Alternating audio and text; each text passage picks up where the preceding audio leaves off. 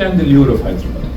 Hyderabad is extremely charming. Hyderabad is beautiful. Rajnikant calls it New York now. It's all good. You know, it also gives me sometimes once in a while a huge ego massage that, you know, we've contributed a little bit to this beautiful story, beautiful city as well.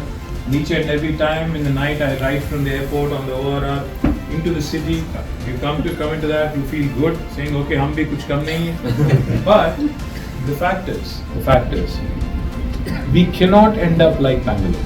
Since yesterday till now, in New York, and now here in DC, and tomorrow in Houston, again in Boston, Henderson, wherever we go, the one narrative that's common, it's ringing in our ears over and over.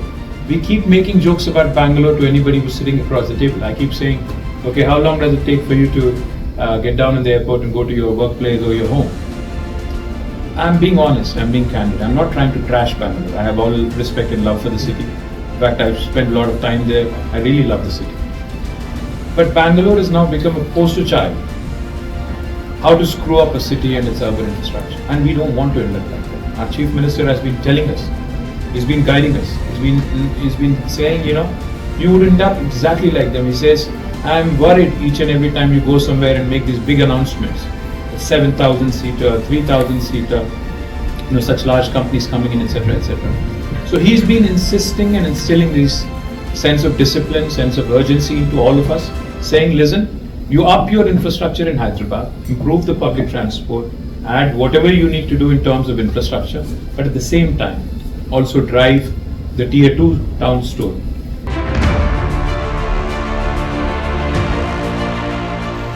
Exchanging MOUs and tweeting a picture will be meaningless unless it translates into action.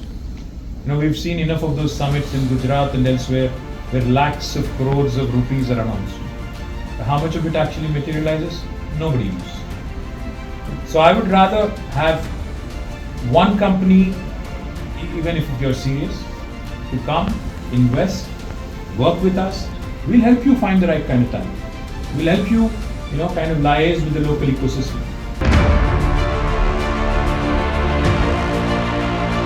Please don't sign an MOU for the sake of it, for a photo op. Please don't do it. It will be a huge insult to you and me. Don't do that. If you're not serious, don't do it. Because only if you're serious, only if you're actually having that in your heart to give something back to your hometown or to your homeland, please do. Otherwise, don't. And the last thing I'll tell you, I get this question all the time. Once we start announcing a center somewhere, the first question comes from some remote location like Gadwal or Alampur or Sircilla even, saying, hey, listen, what happened to us? How come you don't have IT hub here? How come you don't have IT center here? The day is not far, guys, when India will also have high-speed rail connectivity, trains running at 200, 250 kilometers per hour. Once that happens, you will be able to get onto a train in Adilabad and be in Hyderabad in 45 minutes and vice versa. Likewise, Kottagudem will be probably an hour. Then it will become a toss-up between speed and time, distance and time rather. So just like how you guys live in Virginia and work in DC, the day is not far when even in India somebody could be living in Hyderabad because their children want better schools, etc., etc. But the company could be in Adilabad. The day is not far when you could be living in Hyderabad and working in Alampur. The day is not far. Please deliver on the promise and let's make Telangana a model state. We are already a model state in a number of counts.